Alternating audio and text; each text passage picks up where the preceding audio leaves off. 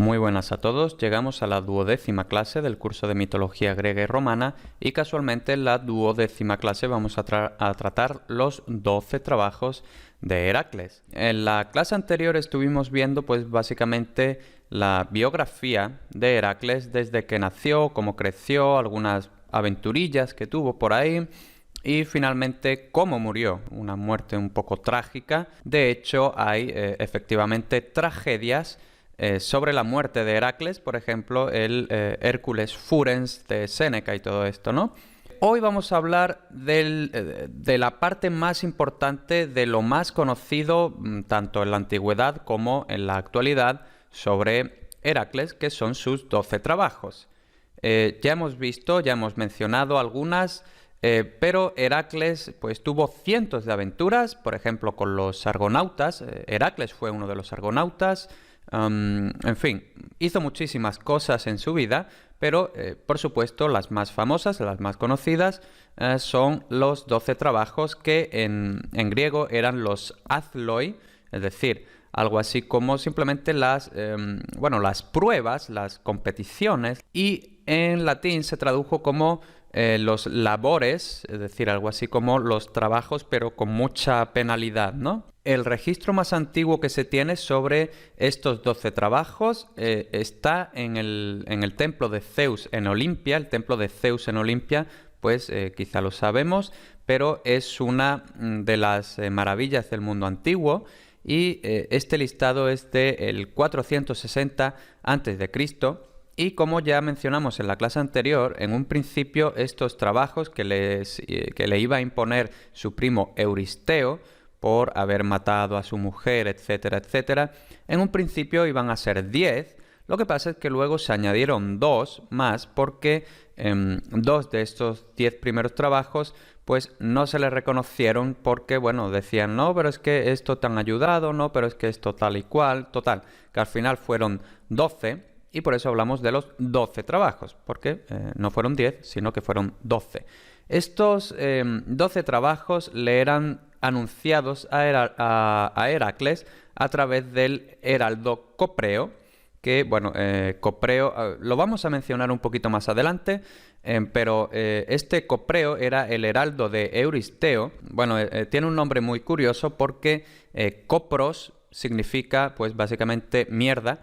Entonces, Copreo, pues, una traducción un poco libre, pues sería el mierdecilla. Entonces, Copreo era el mierdecilla que iba a anunciarle a Heracles, pues ahora tienes que hacer tal o cual.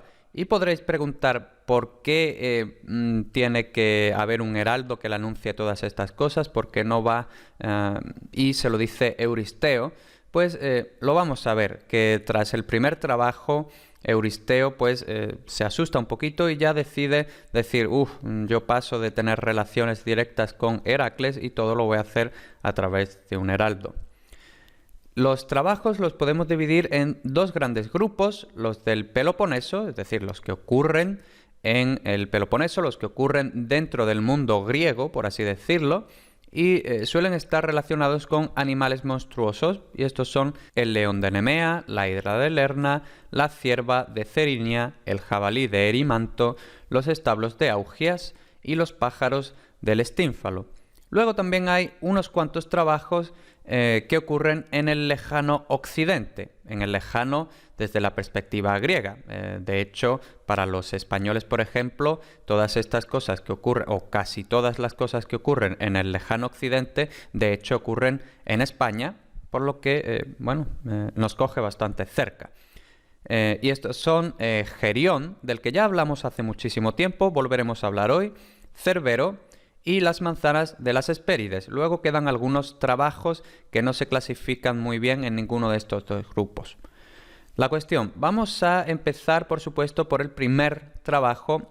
Por cierto, tengo que decir que, vamos a ver estos trabajos supuestamente en orden cronológico. Según el autor, según la tradición, pues hay algunos que cambian un poquito de orden, pero básicamente este es el canon, por así decirlo. Y lo primero que tuvo lugar fue el león de Nemea. ¿Quién era este león? Bueno, ¿quién o qué? ¿No?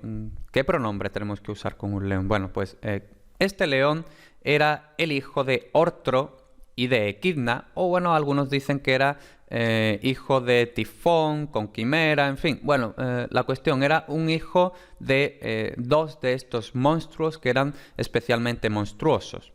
Este león, por supuesto, pues estaba relacionado con Hera. Ya sabemos que Hera, pues al final resulta ser muy porculera siempre.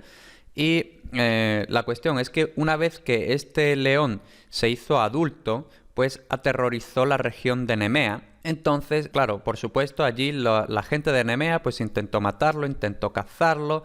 Lo que pasa es que había un problema muy grande con este león, y es que su piel era totalmente invulnerable a las armas, no se lo podía atacar. Entonces, bueno, pues este fue el primer trabajo. Le dijo Euristeo: tienes que matar a este león que realmente no se le puede matar. Es decir, no es que sea inmortal, pero es invulnerable. Por lo que, bueno, apáñatelas. Eres Heracles, algo se te ocurrirá. Entonces, ¿qué hizo Heracles? Pues nada, al principio llegó allí, pum pum pum, empezó a atacarlo, le lanzaba flechas, lo atacaba con su espada de bronce. Vamos a explicar un poquito más tarde por qué aquí todas las cosas son de bronce, ¿no? Entonces lo atacaba con su arco, con su espada de bronce y por supuesto con su arma favorita, que era su maza de olivo. Pero claro, este león, pues siendo invulnerable, pues nada, no le hacía ni cosquillas. Entonces, ¿qué hizo Heracles? Llegó, lo acorraló en su propia cueva, porque bueno, este león pues al fin y al cabo tenía su propia casa, que era una cueva. Lo acorraló allí y con lo bruto que era Heracles, por supuesto, lo cogió y le metió la mano en la garganta, de modo que así lo asfixió, ¿no? Porque claro, no podía respirar y así consiguió asfixiarlo. Es decir, no pudo matarlo mediante las armas, sino que tuvo que matarlo asfixiándolo. Total, que una vez muerto el león, dice Heracles: por fin lo he matado, no sé qué. Y dice: venga, pues ahora voy a llevar el cuerpo hasta Micenas para mostrárselo a Euristeo y que, bueno, pues que me dé el trabajo por bueno. Entonces, cuando Euristeo, que vio llegar allí a Heracles, me imagino que con un montón de heridas, ensangrentado, tal y cual, con un león tan grande, tan monstruoso y todo eso, pues Euristeo le entró un poquillo el canguelo y le prohibió entrar nunca más en la ciudad. Le dijo: tú aquí no entras más en Micenas, porque, bueno, si has matado a este león tan monstruoso, pues eso significa que tú eres un monstruo aún más grande. Entonces, ¿qué hizo Euristeo? No solo le prohibió entrar más en la ciudad, sino que encargó a sus herreros que le construyeran una tinaja de bronce, por supuesto, y en esta tinaja, cada vez que Heracles se acercaba siquiera un poquito a Micenas, pues Euristeo se escondía en esta tinaja y entonces, pues bueno, mandaba al heraldo Copreo y todas estas cosas, ¿no? Entonces vemos que aquí Euristeo era bastante cobarde, a pesar de ser supuestamente un gran rey. Luego Heracles, que al fin y al cabo, o sea, era muy bruto, pero también, bueno, pues tenía cierta inteligencia. Entonces dice: pues a mí me vendría muy bien usar la piel de este león como armadura, porque bueno, si esta piel es invulnerable, pues si yo me pongo esta piel, yo seré también invulnerable. Entonces, pues claro, empezó a intentar cortarle la piel, intentó desollar al león, pero precisamente acabamos de decir que esta piel era invulnerable, no podía desollar al león. Entonces, Atenea, que estaba un poquito ayudando siempre a Heracles, le dijo: mira, pues la única forma que tienes para rajar la piel del león es hacerlo con sus propias garras. Entonces, efectivamente, Heracles consiguió rasgar la piel del león con sus propias garras y desde entonces, ya lo mencionamos en la clase anterior, desde entonces la piel del león de Nemea será uno de los símbolos de Heracles. Hera, porque bueno, habíamos dicho que este león había sido criado por Hera, tenía cierta relación con Hera, entonces en agradecimiento Hera catasterizó al león en la constelación de Leo. Ya hemos hablado varias veces de los catasterismos, que es cuando, bueno, alguien o un animal es convertido en constelación. Y en este caso, la constelación de Leo es el león de Nemea. Vamos a hablar ahora del segundo trabajo, que es la hidra de Lerna. Yo creo que tanto el león de Nemea como la hidra de Lerna son posiblemente los dos trabajos más conocidos de Heracles. Concretamente el de la hidra de Lerna también sale incluso en la película de Disney. Y entonces, ¿qué pasaba con esta hidra de Lerna? Pues otra vez tenemos un monstruo hijo o hija de Tifón y Equidna, y otra vez criada por Hera, ¿no? Entonces, pues Hera tenía este fetiche de tener como monstruos mascotas. Entonces, como todo el mundo sabe, esta hidra tenía la característica de que tenía varias cabezas. Dependiendo del autor, pues tiene entre 5 y 100 cabezas, y estas cabezas además tenían aliento venenoso. Y además también, como todo el mundo sabe, esto es parte del imaginario colectivo, cuando tú le cortabas una cabeza a esta hidra, lo que pasaba es que salían 2 cabezas nuevas. Entonces, mientras más cabezas cortabas, más cabezas había. Y eso pues era un problema muy grande, ¿no? Entonces, ya hemos hablado alguna vez de Iolao, que era el primo y medio amante de Heracles. Entonces, Iolao estaba en esta ocasión con Heracles, y Atenea, mientras Iolao estaba ahí mirando cómo Heracles luchaba contra la hidra, pues Atenea le dijo a Iolao: oye, cada vez que Heracles le corte una cabeza a la hidra, tú ve y quémale el muñón, y entonces pues así no van a salir más cabezas. Entonces pues Iolao fue haciendo esto, y efectivamente por fin Heracles consiguió cortar todas las cabezas, y de hecho incluso tomó la única cabeza inmortal y la enterró bajo una gran roca. Entonces, claro, cortó todas las cabezas mortales, todas las cabezas normales, pero había una cabeza que era inmortal. Entonces, lo que tuvo que hacer fue enterrarla bajo una gran roca. Durante toda esta pelea, Hera, que era pues bastante tramposa además de por culera, pues era tramposa, entonces envió un cangrejo para que, bueno, que estuviera ahí picándole los pies a Heracles y todo esto durante la batalla. Aún así, Heracles, por supuesto, consiguió derrotar a la hidra, y bueno, pues este cangrejo también fue catasterizado, y es la constelación de Cáncer. Cáncer porque, bueno, cáncer en latín, entonces cangrejo. Bueno, una vez que acabó toda esta batalla, Heracles cogió sus flechas, porque ya dijimos que Heracles, además de un gran guerrero, un gran luchador, un gran, en fin, de todo, menos músico, también era muy buen arquero. De hecho, veremos un trabajo en el que su habilidad como arquero fue imprescindible. Entonces, él cogió sus flechas y las mojó en la sangre venenosa de la hidra, y esto, bueno, pues lógicamente hacía sus flechas aún más potentes. Como dijimos, había 2 trabajos de los 10 trabajos iniciales que no se le reconocieron. Entonces, pues este claramente fue uno de esos trabajos que no se le reconocieron porque, bueno, le ayudó Iolao, ¿no? Quemando los muñones. Entonces, al final, en el recuento de trabajos, le dijeron: mira, la hidra no cuenta. El tercer trabajo, este hay veces que es el cuarto, hay veces que es el tercero, bueno, da un poquito igual. Entonces, el tercer trabajo era el del jabalí de Erimanto. ¿Qué pasaba con este jabalí?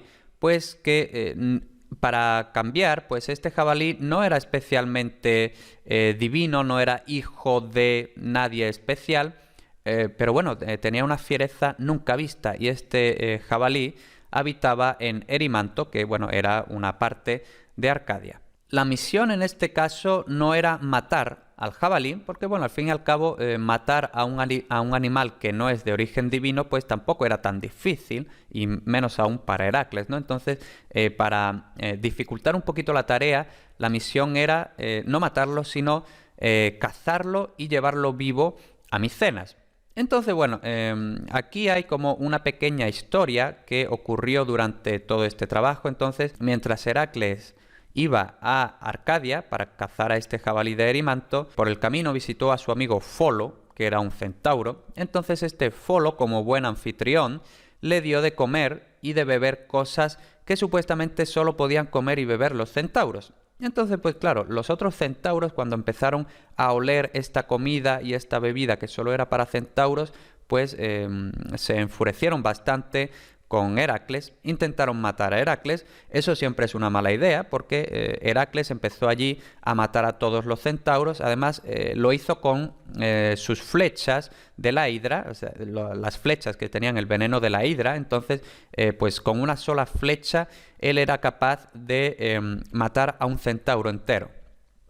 Entonces, una vez que había matado a todos los centauros, su amigo Folo, que era el único que no había intentado matarlo, lógicamente, cogió una de estas flechas y estaba así mirándola muy sorprendido, ¿no? Diciendo, ¿cómo es posible que una cosa tan pequeña pueda matar a los centauros que somos tan grandes? Entonces, al final, pues, bueno, con la flipadera de esto de la flecha, se le cayó la flecha y con, bueno, tan mala suerte que se le clavó en el pie.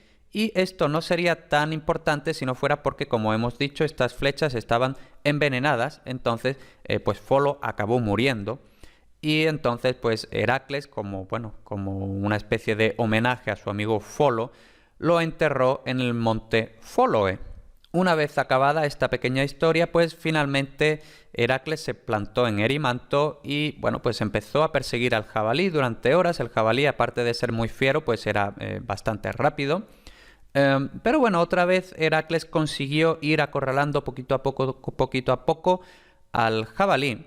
Y bueno, finalmente lo cogió y lo ató con cadenas y lo llevó a Micenas sobre sus hombros. Entonces aquí vemos en esta cerámica griega, vemos a Heracles con el jabalí y vemos también a Euristeo metido en su tinaja de bronce, así muy asustado, ¿no? Como diciendo, oh por Dios, qué jabalí tan feo y tan grande, ¿no?